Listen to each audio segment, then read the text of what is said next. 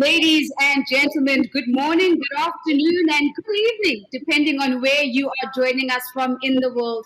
And welcome to this high-level conversation between the Managing Director of the IMF, Madame Kristalina, as well as the Director General of the International Labour Organization, Mr. Guy Ryder.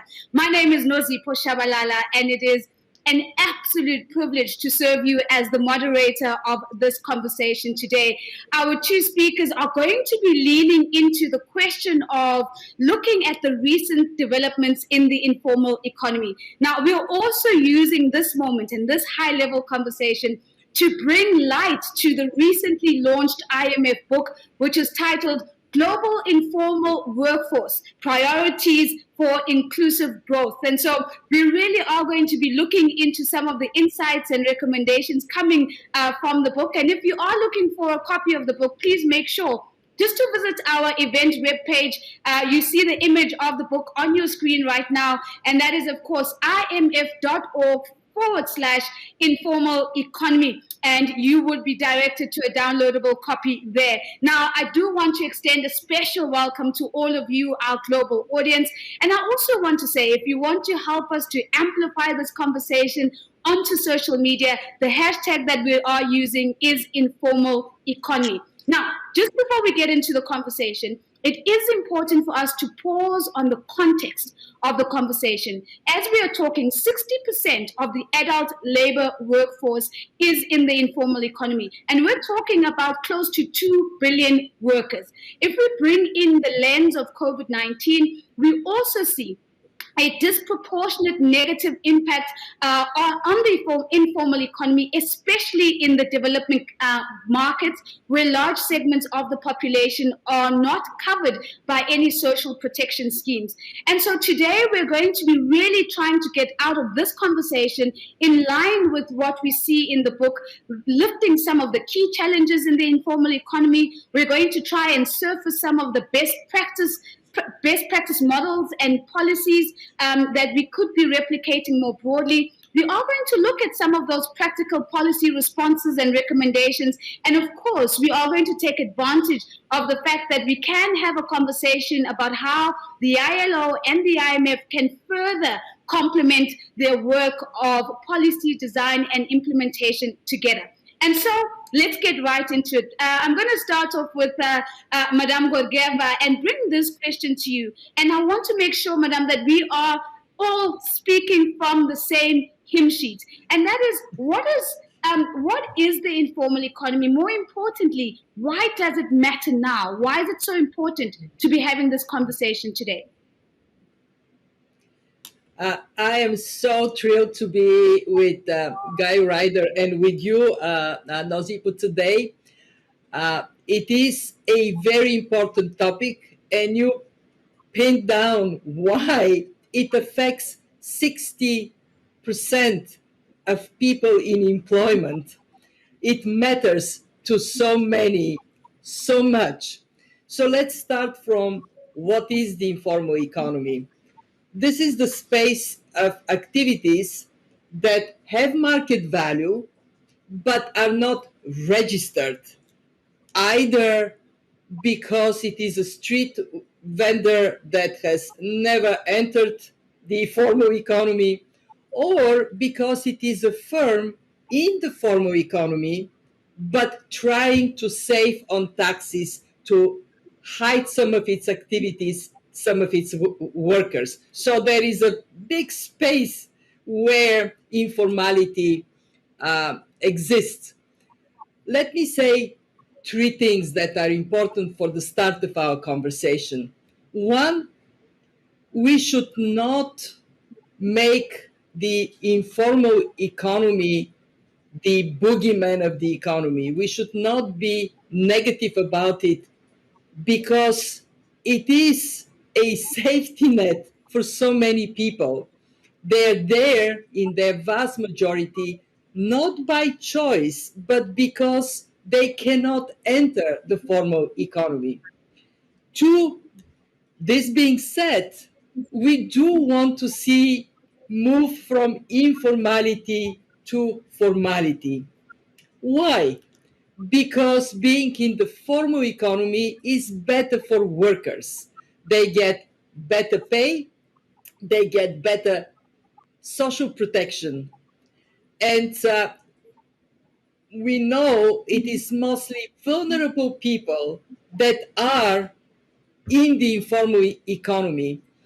Uh, but it is also good for the health of the economy as a whole. When there is more formality, there is higher productivity, the country is likely to reach its full potential.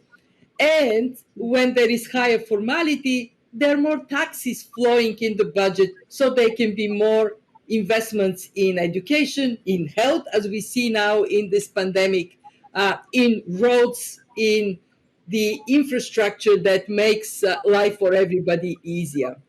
And my third point is that we do have policies in place that can help us move from informal to formal economy. And this is what this book that you have shown, and I just want to show it again to our viewers. This is what the book is all about. How can we gradually move more of the economy from informality to formality?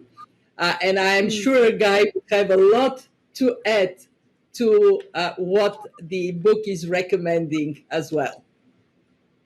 Thank you very much, MD, for kicking us off. And you make some salient points here. The first and foremost is that let's not treat the informal economy like the boogeyman of the economy. Certainly, I'm sure this is something that's a soundbite that many are going to be leaning into in this conversation. You talk, of course, about the transition from informality to formality and how the book is an opportunity for us to look at some of the policy recommendations to do that. I do want to say to our global audience, we do want to hear your voice in this conversation. So if you'd like to ask a question or comment, please send me an email. My email is informaleconomy@imf.org, informaleconomy@imf.org, and I'm going to try and bring your voice into the conversation. You have it on your screen right now. But DJ, let me come to you, and I want to make sure that we are all having the same conversation. So the same question to you, DG. What is the informal economy on your view, and why does it matter so much right now? Well, thanks, Nozi. And let me say we are having the same conversation. Having listened to Kristalina, I'm delighted to be a party to this conversation. And if through it we can serve to advance our joint work, the IMF and the ILO, and mobilize, I think, opinion to combat the issues that come out of the informal economy, we'll be doing something very important. Let me say the first thing. I do agree that we should not regard the informal economy and the people engaged in making a livelihood in the informal economy, which is a majority of the world's populations, as being villains, as being the bad people in this film. But they are, in a sense, victims, because the informal economy is associated with substandard forms of work, with poverty situations, with companies which necessarily remain at low levels of productivity. The informal economy, to revert to the title of the IMF's excellent publication, is, if you like, the antithesis of inclusive growth. How can we imagine inclusive global growth when over 6 out of 10 people and 8 out of 10 of the world's enterprises are in the informal economy? It doesn't work that way. Now, because the informal economy is so very, very varied, it's very heterogeneous. You find it in the urban setting, you see it in the omnipresent street vendors, you'll find it overwhelmingly in the rural economy of the developing world with family enterprises, but you find it also in the developed economies as well. Think of this. In some of the least developed countries, 90% of people can be in the informal economy. In the highest income countries, that figure's up around 18% as well. So we should not have any too simplistic idea about what the informal economy actually looks like and what it is. We, in our definition, and it appears in an instrument that the ILO adopted back in 2015 on the transition from the informal to the formal economy, which should be our joint ambition and our joint objective. Well, we describe the informal economy as being defined by the absence of the effective application of formal arrangements, be it legislation, be it institutions of the labour market or other parts of society. What does that mean in practice? It means situations where segments of the economy are excluded from formal regulation. I think of domestic employees or some small enterprises, situations in which the law should apply, but there is no compliance, or situations where the law is simply inadequate. So it's a very, very varied phenomenon. Now, the question is, why does it exist and what do we really need to do to get away from it?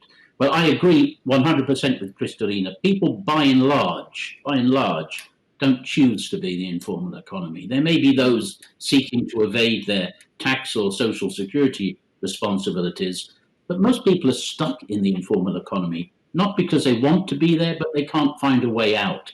So I think that we need to find ways to bring down barriers to formalization, stimulate the formal economy so it's able to absorb more people, create more decent jobs. And also, as we're making this transformation happen, and this won't happen overnight, we shouldn't treat the informal economy as something we need to eliminate. Many people depend upon it.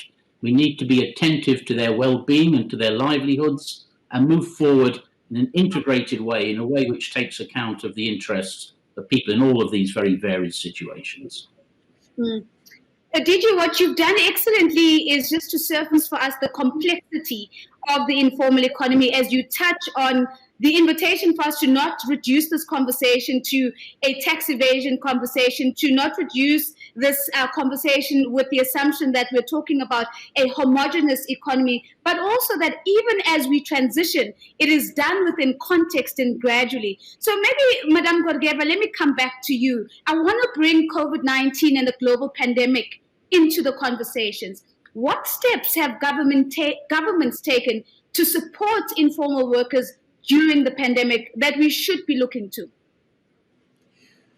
The good news is that what the pandemic has done is to bring more attention to people that are excluded from ways in which help can be provided in a society. And that has led to remarkable increase of outreach to informal workers. We have seen at the IMF a large number, 140 countries, taking steps and putting in place measures or expanding existing measures to provide support to people that are in the informal economy. And what is so impressive is that one of the big news of the pandemic was and is accelerated digitalization, that this has been put to service for people that otherwise would have found themselves in desperate situations. So let me give you 3 examples. One, we have seen countries where there are existing social safety nets based on digital services to use data to identify where there may be people that need help, but are not yet getting it, and then expanding through mobile phone services primarily the delivery of that kind of support. We have seen countries introducing new measures. I was very impressed by what Togo has done. They introduced a new mobile money. This is cashless transfer program called Novici, and that program targets adult workers in the informal economy. And I think we will see it after the pandemic being still used to expand social protection. And then we have seen the simplification of delivery of support in Peru, in Kenya. The fact that you can do something with digital to help people being deployed on a scale in so many places is really, really encouraging. Simplified mobile banking system, use of text messages, things that we have seen are absolutely paramount. Now, let me make one point, though, that we have to all be reflective of.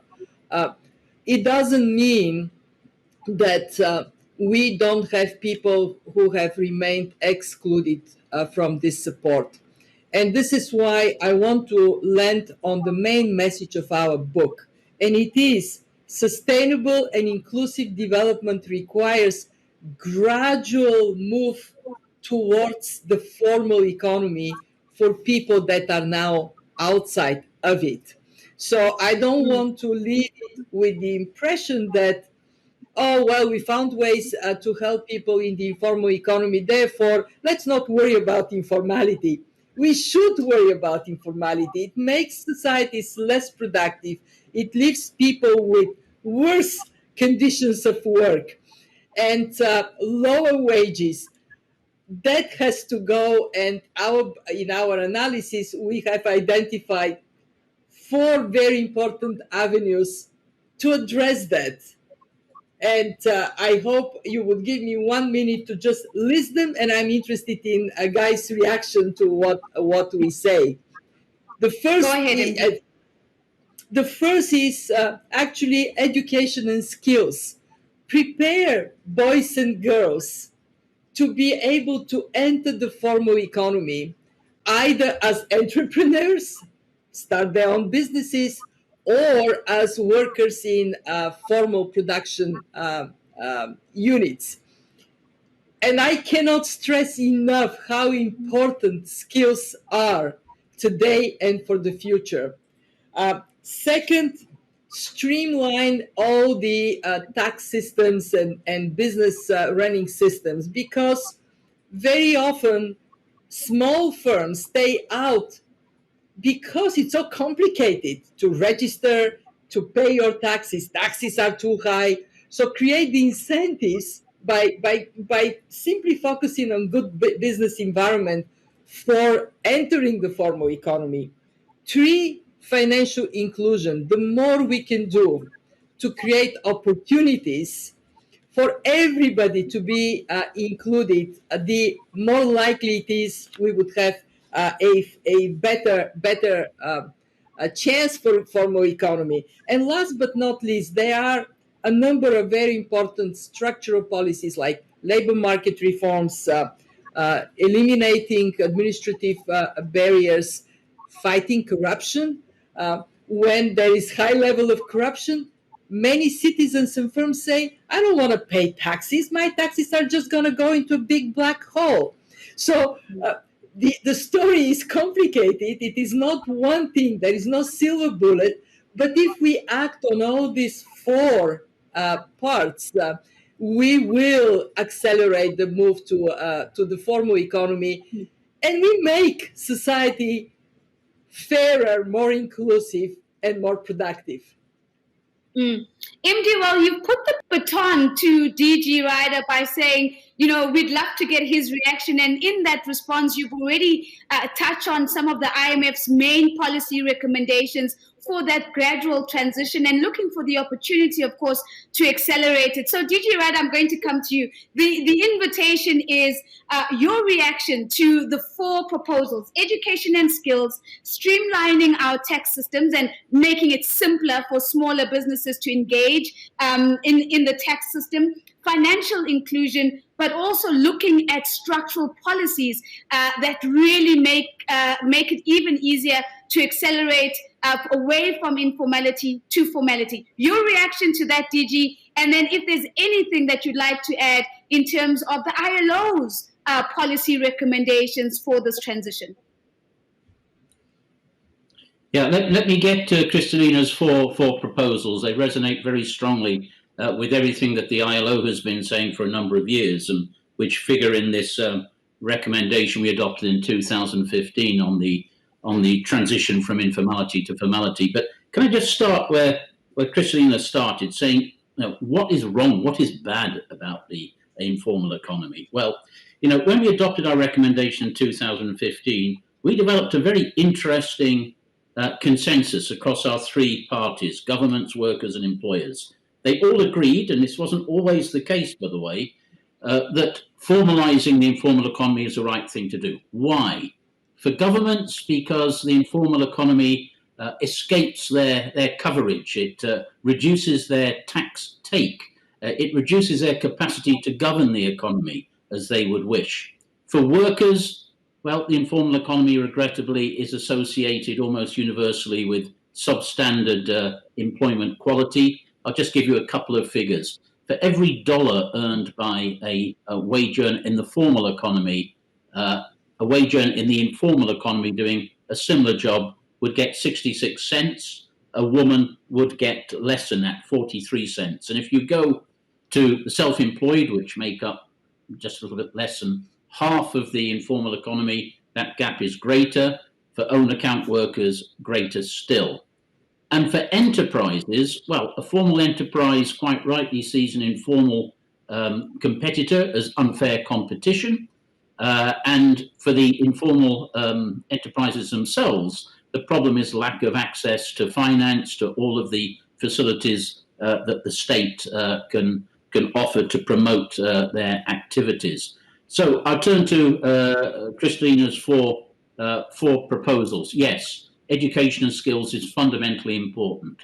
We know that educational attainment in the informal economy is much lower than the educational status of formal workers. The simplification of regulatory processes, the streamlining, I think, was the word that Kristalina used. This is mightily important. We need to really cut out unnecessary red tape. We have to make sure that the entry barriers or the barriers to entry to the formal economy are not so formidable that the informal enterprises can't get across them. We need a lot of help from the institutions of the state to help companies to make that transition. And yes, we need to look at the formal economy to make sure to do our best to ensure that the formal economy is able to absorb those who are currently or in the future would otherwise be employed in the informal economy. And yes, that can mean labour market reform and structural changes. But of course, these are complex processes, and we have to work out very, very carefully what the terms are of those types of structural changes and reforms. And may I just add a couple of further points? And at a time when growing inequality in the world is something which bothers us greatly and has been cruelly exposed during the pandemic, the size of an informal economy is very, very closely correlated with levels of inequality and inclusivity in our society. So by tackling the informal economy in all the ways that are being suggested, and there are others too, which I could refer to, we're also making our societies in the broadest sense more equitable, fairer, and more stable in the last instance. Thanks. Gigi, thank you very much. And, so we've had a response to the MD's 4 proposals, but also you speaking about the broader benefit for society and people more broadly as we move towards more equitable and inclusive societies. Now, one of the promises that I have made to our audience is that I'm going to give them a share of voice in this conversation. So I want to bring some of our audience voices in.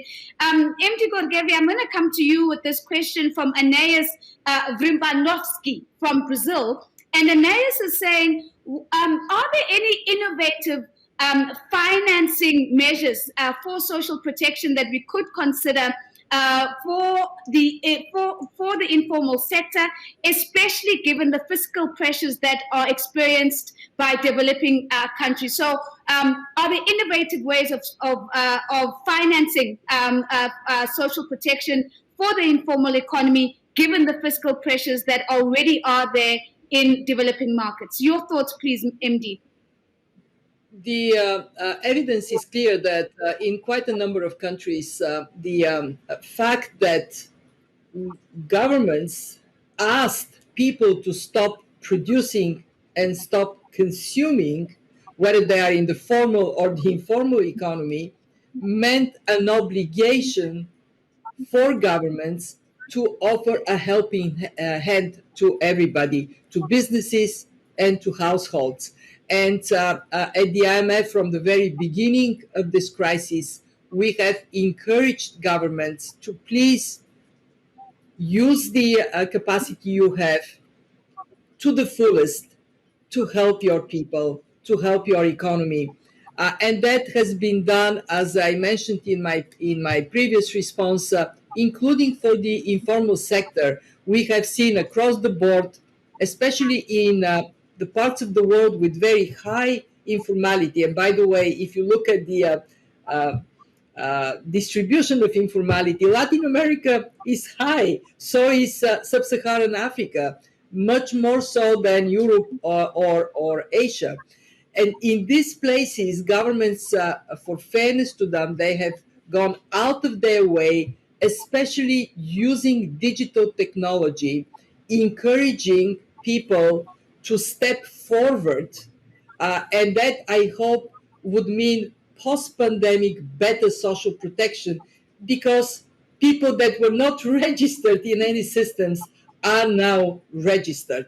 But you're asking a very important question. How much can be done, especially in countries with limited fiscal space? And the answer is we, in this crisis, have seen institutions like mine, the IMF, stepping up to help countries have more fiscal space for this crisis like no other. Just for example, in Latin America, we have gone out of our way to provide emergency financing. We did the same for sub-Saharan Africa, and also to provide financing through our normal channels. So did the development banks. And one thing that I'm very pleased to share with the audience, the IMF members have taken a very unusual step to create fiscal space for the world by issuing $650 billion new allocation of our reserve asset called special drawing rights. So as we have carry out this discussion, our members are actually voting on the allocation.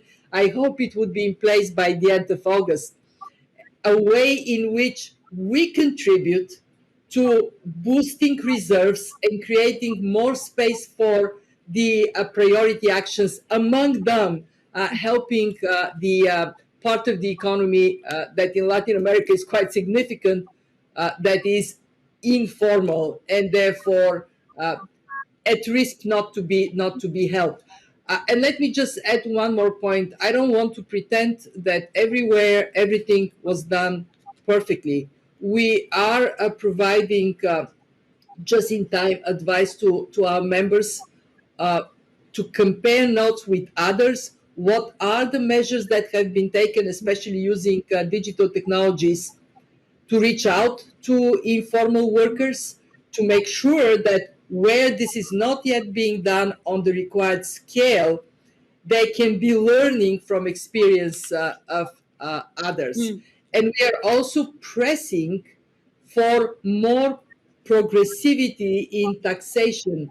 Those in society that can pay more in taxes in this crisis and after this crisis, they ought to do so. Thank you very much, MD, and of course, encouraging news on the front of the creation of fiscal space and the invitation to compare notes, to really have a conversation about what's working, and of course, the call to action in terms of progressive tax systems. DG, I want to come back to you. There's a question for us from Samrian Afoju from Ghana, and Samrian, DG, is asking, has the ILO come up with any policy guidelines around informal sector pensions for developing countries? DG? Yeah, thanks very much. Well, yes, we have.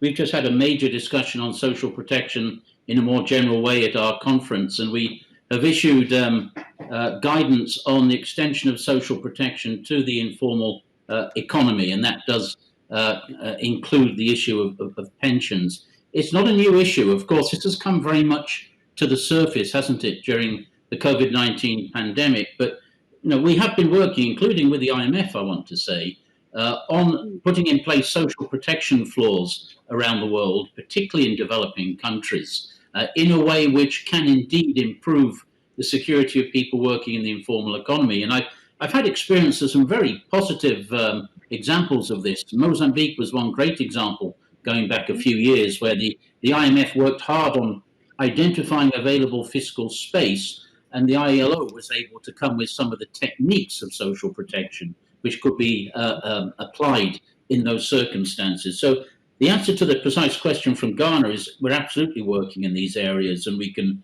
make available our findings so far.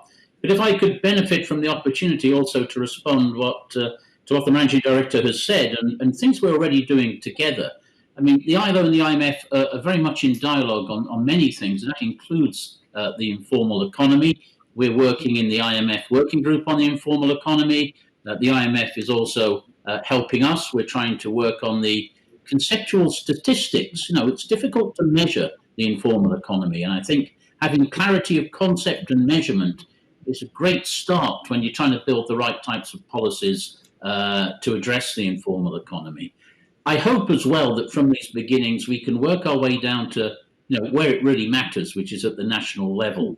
The ILO is active in about 50 of our member states, trying to promote this transition from informality to the formal economy. And many of our member states have really brought into this agenda as a national policy priority. And it's really great to hear what Kristalina has been saying about the IMF's promotion of fiscal space, the SDR issuance, and all the rest of it.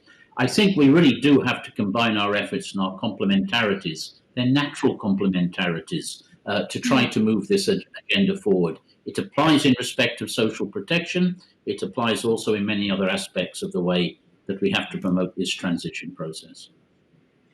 Didier, I think it's an excellent response, and one I must say is a response to a question I have every intention of asking, but I think the excitement for all of us in this conversation, when we listen to the complementarity coming through in the conversation, the alignment that is coming through in how we might tackle this transition from informality to formality, is certainly something that is a positive thread in this conversation. So with your permission, allow me to throw the exact same question that you've just raised for us back to the Managing Director and say, from your view, Madam, the opportunities for the IMF and the ILO to continue to work together as we look at this transition. What are your views on that? Let me go back a bit in history. When this collaboration deepened, it was in 2019 when the IMF came up with a strategy on social spending and that was my predecessor, Christine Lagarde, chose ILO as the place to launch this strategy. And I think it was a very wise choice. It created excitement for collaboration. Many on this call would remember days when the IMF was severely criticized for not paying enough attention of the needs of the poor and vulnerable, of the importance of education, healthcare, social protection. That really has changed with the not only with the strategy, but with the way the strategy is now being implemented. We have 11 pilot cases with ILO where we work specifically on ways in which ILO's skills in social protection, pensions, labor market can be applied. And for those on the call, I want to list the countries. So if you are from one of these countries and you don't think that we are collaborating enough with ILO in your country, do let me know. So we have Mozambique, Cambodia, and Egypt on social protection issues, Bangladesh and Iraq on pensions, and Namibia, Jordan, and Samoa on labor market simplification and reforms. And I want to say one more word on collaboration with ILO, and it is on gender equality. This crisis has hit low-skilled workers, young people, and women the hardest. And it makes it even more important for us to work together to prevent a reversal in what has been good progress on gender equality. And there, with ILO and with other UN agencies like UN Women, what we want to see is gender-based budgeting. We want to see lifting up the issues of women, including women in the informal economy. Uh, there are more men in the informal economy just because there are more men in the labor market overall. But if you take the share of women in proportion to men, there are actually, relatively speaking, more women that have been pushed out of their jobs because of the pandemic. And therefore, we do have to pay attention to it. And of course, an old issue, which is equal pay. It is in the formal economy. Women are not paid equally to men. It is in the informal economy as well. And I'll tell you a small anecdote, personal story. The very first time I was employed and paid was in my home country, Bulgaria. In the informal economy, my brother and I got paid to help in a local market. Guess what? He got more than I did. And at that time, I said, well, he's my older brother.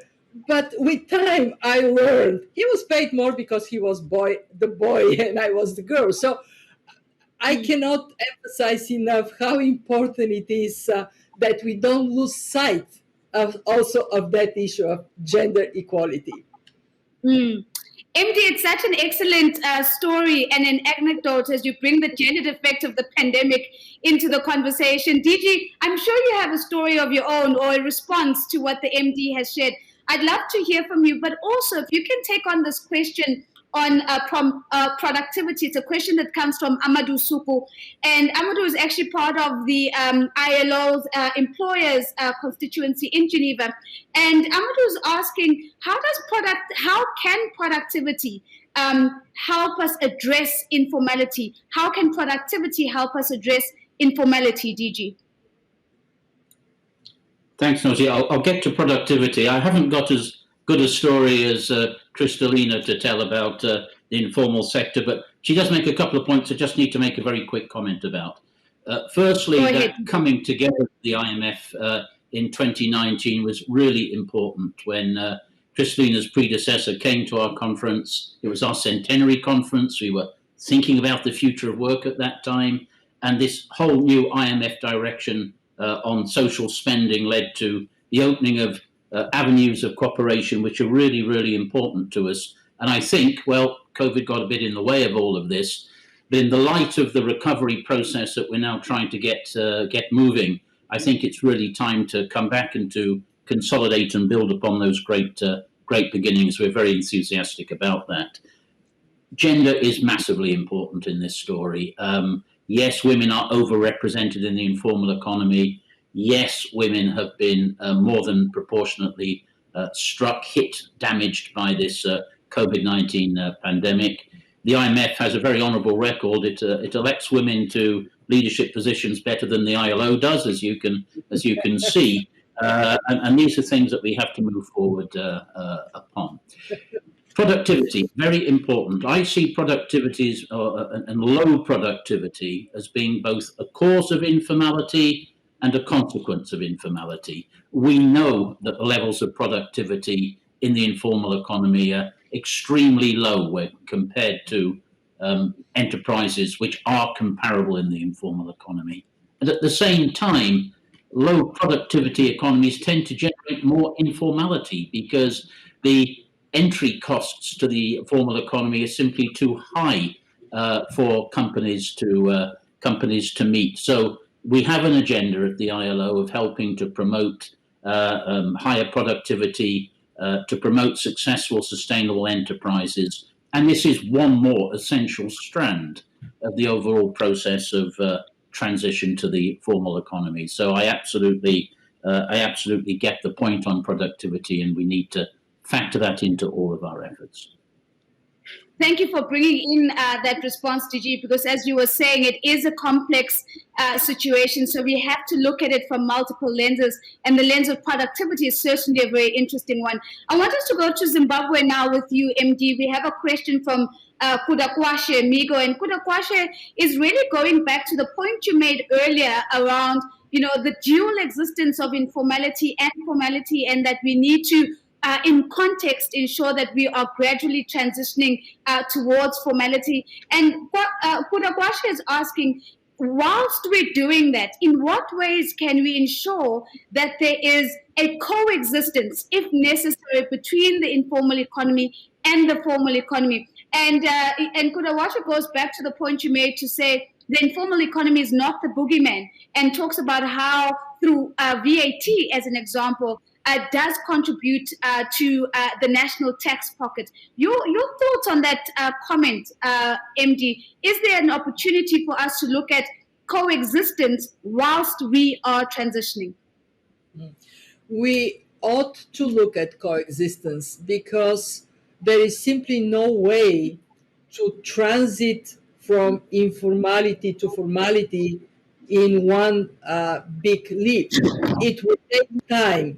And in meanwhile, so many people depend on their employment as street vendors or as workers in small non-registered firms for their very existence, for this informal job to be there. What we do have to recognize, though, is that the road to travel has to be towards formality. And therefore, the policies that are in place, they have to highlight how this road is going to be traveled.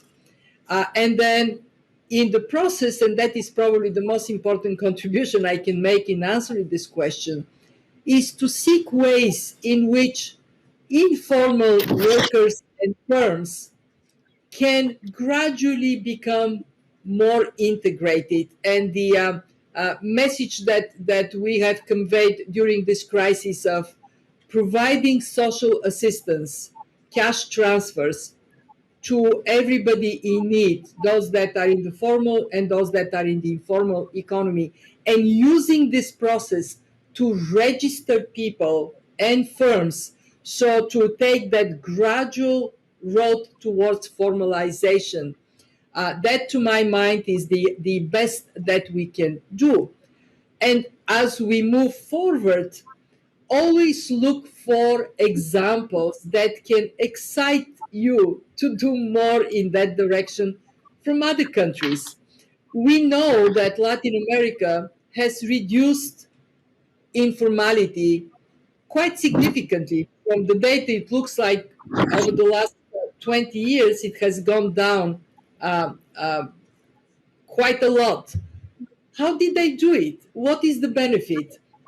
We know that in Africa, in sub-Saharan Africa, around Zimbabwe, there are countries that do much better than others. How do they do it?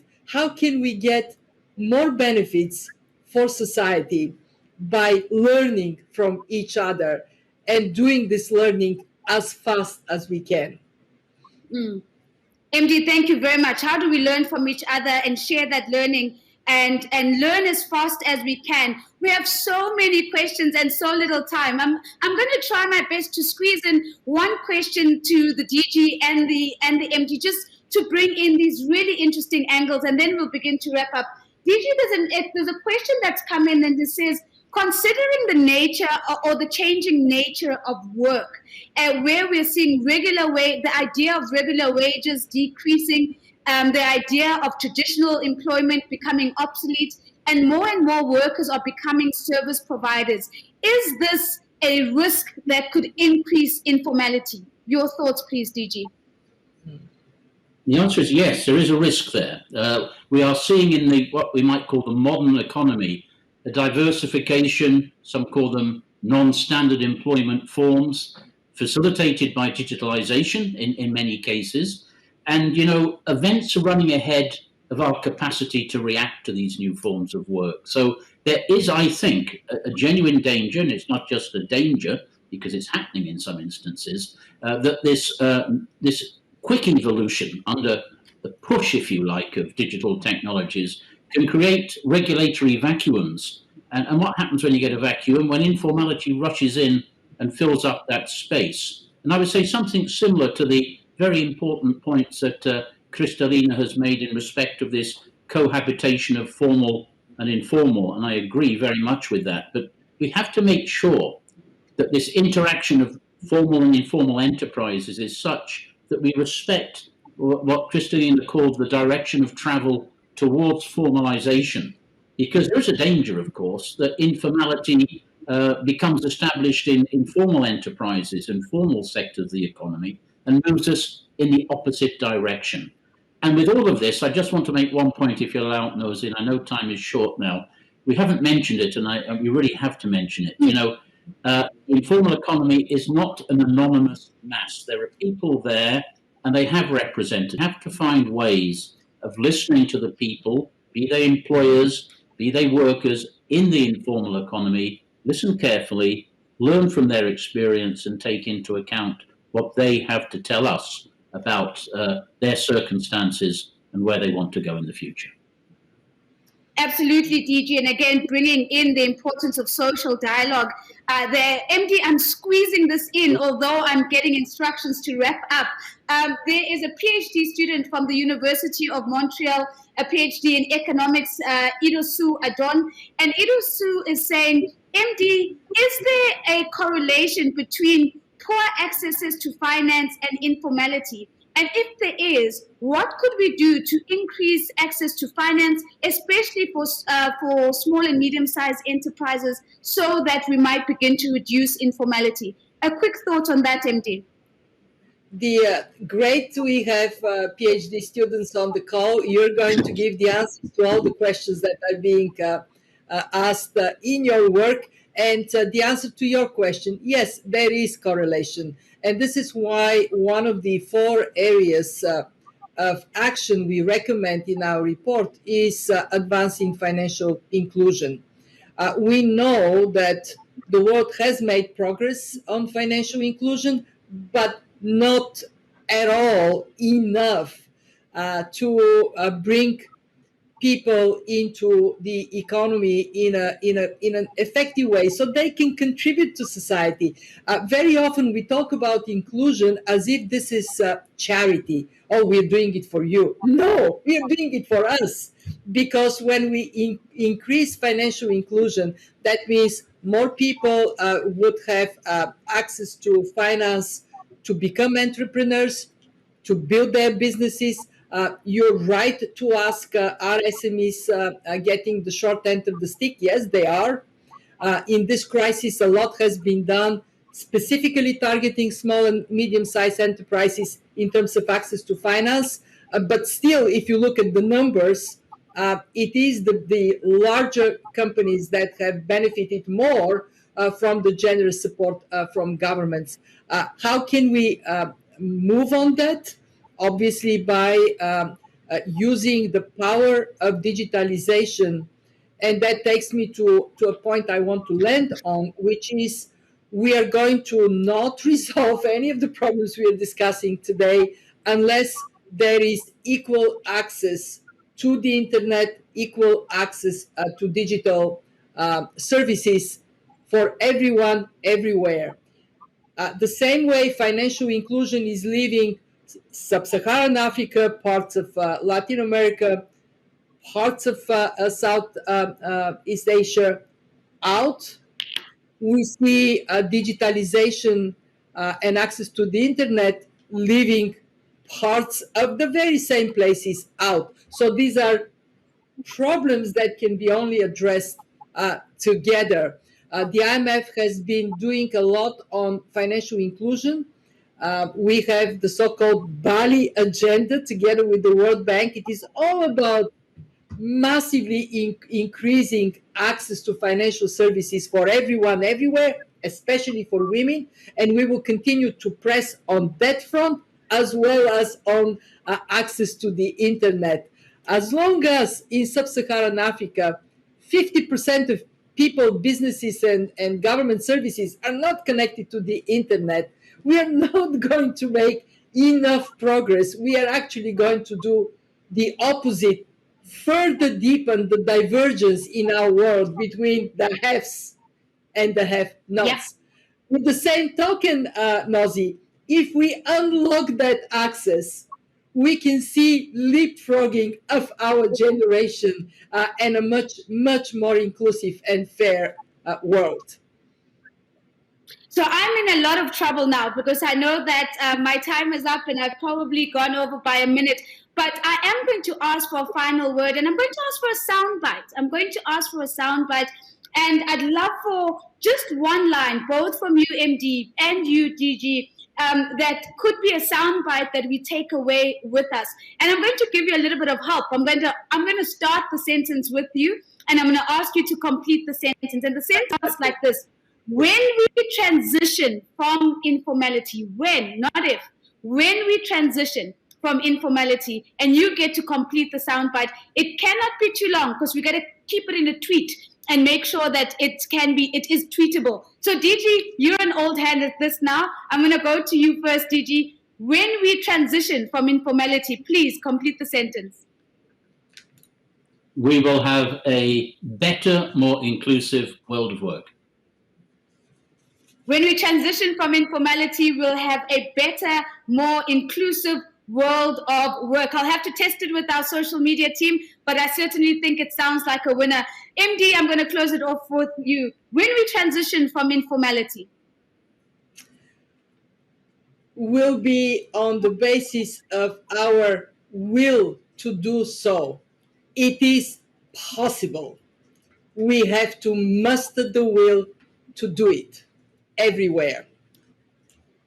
Thank you so much, MD. When we transition from informality, it will be on the basis of our will to do so. It is possible. I'm going to end the tweet there, and I'm going to say a massive thank you to the MD of the IMF as well as the DG of the ILO for really leaning into the conversation. Remember, you can visit our web event page to go and get a downloadable copy of the book that, of course, we launched here today, Global Informal Workforce, Priorities for Inclusive Growth. Now, if you sent us a question and we didn't get to that question, please do send more questions through the email, and the IMF and ILO teams will get back to you. The email is informaleconomy.org. Send us your questions and we will get back to you. From myself, Nozipho Tshabalala from Johannesburg, South Africa, it's been an absolute pleasure to serve you today, and I hope that you have an incredible morning, day, or evening further. It's goodbye for now.